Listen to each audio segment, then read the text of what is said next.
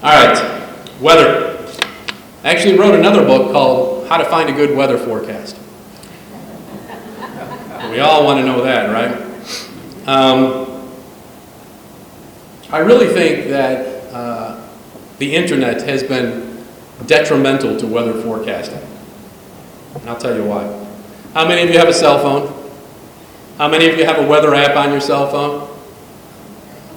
How many of you look at that to get the forecast? Oh, man. That's bad. All right, I'll explain why. How do we make a forecast? The atmosphere acts like a big river, and it flows around the planet. And there are waves in that ocean. There are little eddies in that ocean. And we can calculate, we can use equations to, Newtonian physics here, to calculate when those waves are going to arrive from California to Baltimore and what it's going to do. So these equations that some very smart people have come up with are about this long. And I had to learn all of them in school. And over the last 10 years, there have been probably a dozen computer models developed that do that take the initial state of the atmosphere and then extrapolate it out in that ocean or that flow of water and try to calculate what the weather is going to be like here in Baltimore 3 hours from now, 6 hours from now, 2 days from now, 8 days from now, and so on. And there used to be only 2 or 3, but now there's literally like a dozen. And it's my job as a meteorologist to look at those computer models, all of them, the ones that I trust, the ones that I like, and decide which one makes sense. And those of you that are in computer programming, you'll understand this. You put junk in, you get junk out. Sometimes computer models, they initialize wrong. They're going to give you wrong answers. So the job of a meteorologist is to look at those computer models, throw in your own 2 cents, your own judgment based on what I know about the Maryland weather, downsloping mountains, bay, ocean, all that kind of stuff, and then try to decide what the high temperature is going to be tomorrow.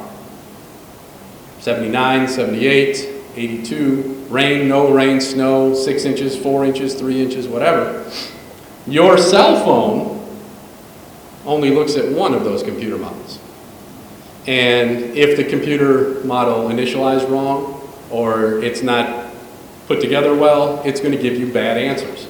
So while the science has progressed to the point now where I think it's very accurate in the short term, for the next couple of days at least, I think because most people get the weather off of their cell phones now, I think the perception has become that the forecasting has gotten worse.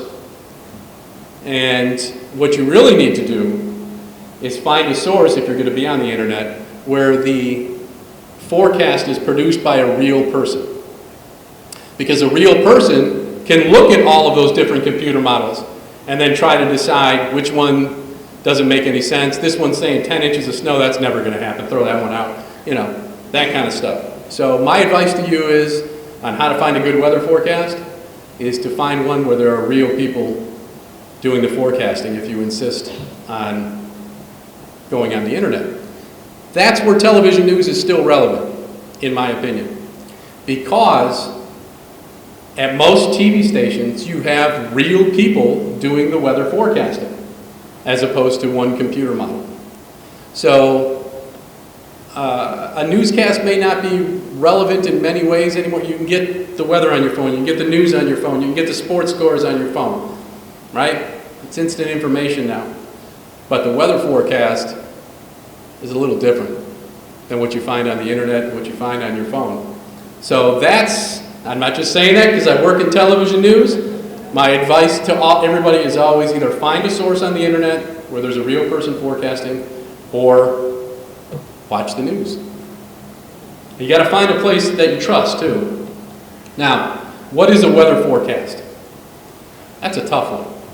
A lot of people think that a weather forecast is a statement of fact. It's going to be sunny tomorrow and 82. It's not a statement of fact. That's my opinion on what it's going to be tomorrow, because nobody knows the future for sure, right? The future's not written in stone. Not when you're talking about your own life or you're talking about tomorrow's weather. You're talking about a future event. So all I can really do, and any of us can really do, is give you my opinion on the highest probability outcome.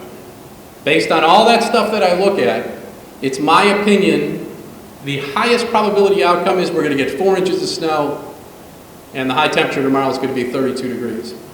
It's not a statement of fact. I can look at what you have for lunch every day. I call this the peanut butter and jelly analogy. And I can see that you had peanut butter and jelly for lunch almost every day last week. And I can make a guess and say, it's a really good probability that you're going to have peanut butter and jelly tomorrow for lunch. It's a good chance of that. Does that mean you're for sure going to have peanut butter and jelly? No. You could decide at the last second to have pizza. And sometimes Mother Nature at the last second decides to have pizza. It happens, you know? We don't know the future for sure.